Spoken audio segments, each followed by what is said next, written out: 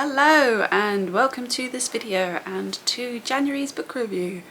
I have no idea how long I've actually got to film this video because I'm doing it after work before Pete and Eloise get home, which could be any moment, so fingers crossed we can get through all of this right now. January I've had a good reading month. I feel I've read 5 books in total and I've given myself like a little task or little prompts for each month to fulfill, so we'll go through those as we talk about the books.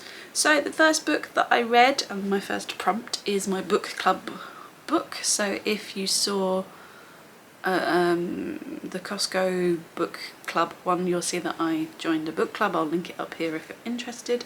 And the first book that we read for that was Legends and Lattes by Baldree. I actually had this on my Kindle already, so it was a good excuse to get this one read. I'd been interested in it for a while. I saw it cheap on Kindle, so that's why I bought it, and then just never got around to it because I'm not much of a fantasy reader and it's not really typical for me. But I really enjoyed it. I gave it 4.5 stars and it may have opened a new genre for me. I really want to read some more cozy fantasy because that's exactly what this is. So if you don't know, Legends and Lattes follows Viv, who is a like barbarian orc. Like her job is like missions and fighting and killing and all of that kind of stuff. But she wants to give that life up, so she does, and she opens up a coffee shop in this like portside town, but the catch is that no one's in that place has ever heard of coffee. On the front of the book it says something like high fantasy, low stakes, and that's exactly what this is. It was so cozy. It reminded me of those like farming simulator games that you just go through the motions with it and it's just so soothing. It's like that but in book form, and I really liked it. I'd gone into this book thinking that nothing happened, so for me I thought a lot more happened than I was anticipating. There is like really mild peril, there's not a lot of jeopardy to it, but I would say that more stuff happens than people give it credit for. And it was just, there's something about the writing style that was just really enjoyable, and like the perfect time to read it was that first book in January. It was cold, it was snowy, it was rainy, and I was just reading this lovely book with all of its found family and really good descriptions of food. It made me really want a cinnamon bun, and yeah, super good. The only thing for me as a non-fantasy reader, I didn't really understand what some of the creatures were, so I just sort of made it up in my head. Don't think that really made a difference, but maybe if I'd understood a bit more about the creatures, maybe I would have understood some of their intentions, the way, how they made decisions, that kind of thing. But it's not one that I know about, and it's not a genre I've read really, so that's probably the only thing that maybe I was lacking, but I don't think it really matters. There is a prequel called, I don't know why I'm telling you, you probably know, but Bookshops and Bone Dust. And if I saw that cheap somewhere or it came 99p on Kindle or something, then I probably would pick it up because I did really enjoy Legends and Lattes. So possibly a new genre for me to delve into this year, but we'll see. So the next book that I read, I wanted to read the oldest book that's on my TBR. So I read Where the Crawdads Sing by Delia Owens. This has been on my TBR, I've got it written here, since March 2023. So in the grand scheme of things, not as long as some people, but quite a long time for me now that we're in 2025, so almost 2 years. So I finally picked this up to read it. I had a mixed time with this book. So I have seen the film, and I think it was in the video where I talk about my Odeon pass. So I'll link that one just in case it is. I know it was around the time that this film came out and I did go and see it, but I can't remember whether it was in that or not. But anyway, I've seen the film, so I knew what happened. I thought by leaving it this long I might have forgotten aspects, but the moment I started reading it, it all sort of came back to me. And I feel if I hadn't seen the film, I would have thought this book was far too slow and I would have wanted it to get to the point quicker. But because I've seen the film, that wasn't as much an issue for me, but I did know exactly where it was going and what the story was going to be. So for me, this could only get a 3.5 stars. I do think it's beautifully written. If you've seen the film, then those kind of expansive scenery shots, which are beautiful and I really like, they try and be recreated in the book in text form, which is part of the reason why I found it a slow book to go through. Throughout this there are poems which really got on my nerves, and I could have done without them, although I know they are kind of important to the story, but I could have done without them, they were annoying. And Delia Owens, I believe, is someone that actually works in sort of nature and that kind of place and industry, and you can really tell it is like a love letter to nature, this book, but with an exciting, but with a mystery sort of whodunit in between, as we're following the marsh girl, who is, I can't remember her name, Kaya, as she is accused of killing like the quarterback, the popular high school guy. Let's look at isolation and all of that kind of stuff as well, but as I said, it was a bit mixed for me because of the fact that I knew exactly what the story was going to be, but also the book's kind of slow. So 3.5 for me, glad I've read it, but this one will now be leaving my collection. So the third little prompt thingy that I want to fulfill each month is to continue a series or read a book from a series. So this month I read Terms and Conditions, which is the second book in the Dreamland Billionaires series by Lauren Asher, the first being the fine print. So in this one we are following Declan and Iris. The three male leads in this series have all been given like a task to fulfill as part of their grandfather's will so that they can then inherit their riches, and Declan's is to marry and to have a child before he can become CEO of the Dreamland Company, which is essentially Disney, but we don't call it that. But I didn't feel this one was as strong as the first book. I much preferred the fine print. I didn't think the characters or the setting felt as strong in this.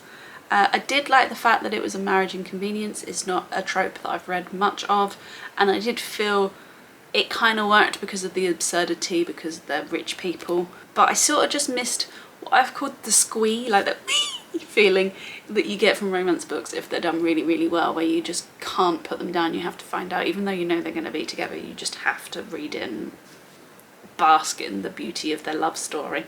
I feel it kind of lacked that. I'm never a big fan of a third act breakup, but I wasn't a fan of this one. But it kind of at least was in line with how the characters had been set up in the story, which again made it a little bit more acceptable, but I'm never really a fan of them anyway, although I know all books have a third act breakup in a romance, which, let's be honest, I'd rather we got out of that, but hey ho, gotta add the drama. The writing style of this, I don't remember it being like this in the fine print, where it's just like normal prose and then you get like italics, which is someone's like a thought. This is done in dual perspective, so you have chapters from Iris and chapters from Declan. Always love a dual perspective. But those little parts of like the thoughts didn't work for me. They were a bit irritating, it has to be said. But one of the main positives I have of this is that the third brother, who's going to be in the final offer, which is the last book in this series, is Cal, and he has a really good friendship with Iris. It's all platonic. I think they may have kissed at some point, but they are just a boy and a girl who are friends, and I really like that that's been portrayed in a book without them falling in love with each other. So all in all, I did like the book. I gave it 3.5 stars again, but if the third one is also not as good, I'm probably just going to get rid of the series. So for now I'll keep it, but it is on the cusp of being unhauled, but enjoyable nonetheless. So that was Terms and Conditions by Lauren Asher. So the fourth book that I read was The Hawthorne Legacy. This is to read a book that was a gift. It also happens to be part of a series, but this is the second book in the Inheritance Games series, and that is where we are following Avery, who has been, again it's all to do with billionaires and wills, but she has been essentially given everything in a rich man's will, and he's written out his entire family basically from it, but she has nothing to do with them. So the first book we are going through a mystery of that, and then we are continuing that kind of story with a slightly different mystery in this one, which I won't go too much into because I don't want to spoil it. Again, wasn't as strong as the first book. I really liked the Inheritance Games. I think I gave that one 4 stars. This is probably more like a 3.5. I haven't actually put it through core pile yet, but I found it a bit samey because we're going through another mystery, and there's the old man, as they call him, Tobias Hawthorne, has set them out little puzzles and things. I found it quite samey in the whole sort of middle of the book where they're just going around trying to solve those things. However, I did like the way it was wrapped up. I thought the ending was very good, but then that does lead me to think, how can they have another 2 books in this series? So I'm a bit confused where we're going in the third for that one. Again, the situations that Avery and the Hawthorne brothers get into are really ridiculous, but again, they sort of work because they're just really rich people, so they may be absurd, but hey, it might happen to billionaires, trillionaires, or whatever they are. So that bit doesn't really matter. And I did quite like the mystery. It's just the fact that it just follows pretty much the same pattern as the Inheritance Game, which is the problem that I had. But it is an incredibly easy book to read, and I smashed this out in about 4 or 5 days. I haven't read like 70 pages in one sitting for a long time since having Eloise, and I managed that quite easily with this book. Probably could have done more. The chapters are like 3 pages long or whatever. Very easy to read, which I do appreciate. Again, this has a romance in it, which the first one kind of did as well. I think we're getting into sort of a love triangle situation.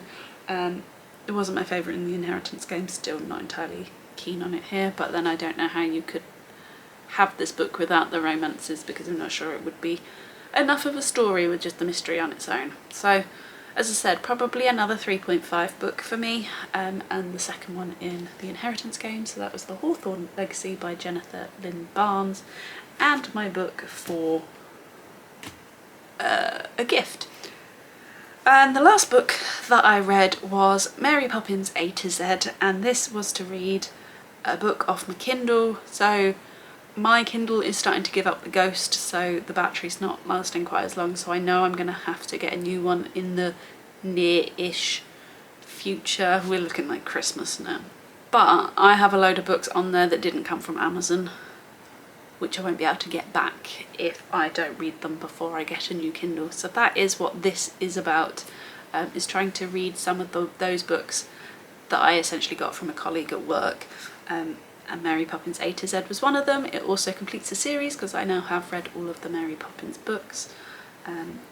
So this one is by far my least favourite. This is probably the worst book. Well, it is the worst book I've read this year. It's probably about a 2-star. Again, I haven't put it through core pile yet. But this book was basically out of publish for a long time, and I can kind of see why. So Mary Poppins A to Z, unlike the others where you get like 4 or 5 short stories, it's just vignettes, so it's 26 vignettes for each letter of the alphabet, where they just try and shoehorn as many words of that letter into a page, which in theory is a story but doesn't really have a story and doesn't make a lot of sense. If you've read all of the others, then like essences of those short stories appear in this, but they don't make a lot of sense. So I kind of think it's a bit pointless and can see why it wasn't published for a long time. And it doesn't actually add anything to the Mary Poppins universe. I say it about every Mary Poppins book, but she's nothing like the Disney Mary Poppins, which always upsets me because the Disney Mary Poppins is like part of my soul. But this one just didn't even add anything to it, so I'm not even sure she appeared that much in it. So yeah, very easy. It was only like 64 pages, read it within an hour probably, maybe a bit more, maybe I'm being a bit generous there.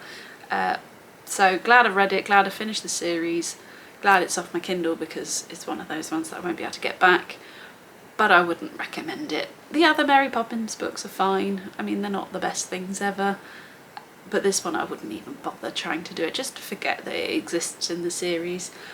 So yeah, that's Mary Poppins A to Z, and the last book that I read in January.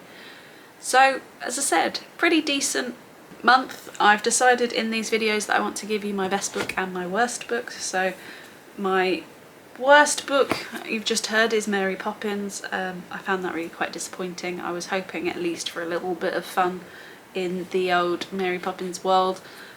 but didn't get that. And then the first book that I read of the year is currently my favourite book of the year, and that's Legends and Lattes, just because it's so cosy and evokes so many like emotions, not emotions, but like connected to like my smell and all taste and all of that kind of stuff with it. So descriptions of food and the lovely found family and just the coziness of it all.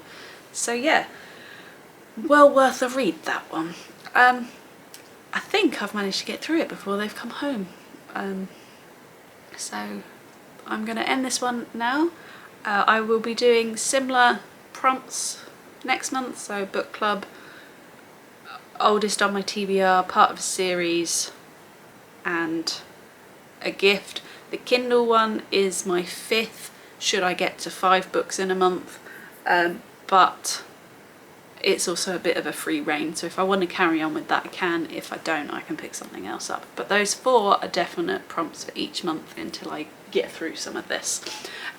So yeah, if you've enjoyed this video, please give it a thumbs up. If you have any comments about the books that I've read, or you can see any of these titles and you think I should read them, put it in the comments below. And if you haven't already, please click that subscribe button, and I will see you in the next one. Bye!